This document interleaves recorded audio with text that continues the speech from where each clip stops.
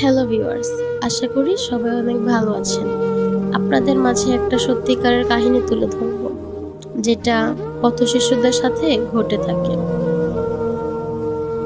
রাস্তার ধারে দেখে যাই আমি ছেলেটিকে প্রতিদিন, শত দুঃখের মাঝেও থাকে যার হাসি অমলিন। পলিথিন দিয়ে বানিয়েছে সে তার নিজের ছোট্ট ঘর, হঠাৎ করে যায় ভেঙে যায় যদি আসে বায়ুঝড়। এদিক ওদিক ঘুরে ঘুরে সে নেয় খাবারের খোঁজ, তার পাশাপাশি কুড়িয়ে বেড়ায় প্লাস্টিক আর কাগজ।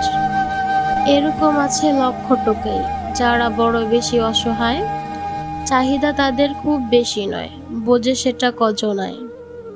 দুবেলা দুমুঠো খাবার পেলে হয় তারা বড় খুশি, পেটটুকু শুধু ভরলেই হয়, হোক না খাবার বাসি।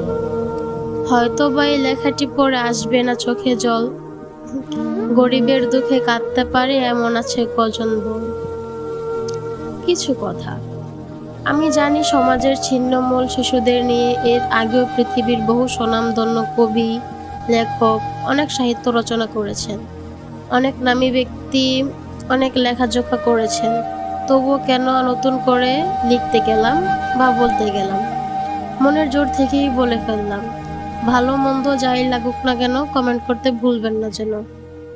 আজ লিখলাম, হয়তো এসব পথ শিশুদের নিয়ে কিছু করার ইচ্ছা সবার মনেই আছে, আপনাকে শুধু উদ্যোগ নিতে হবে, সফলতা আসবেই।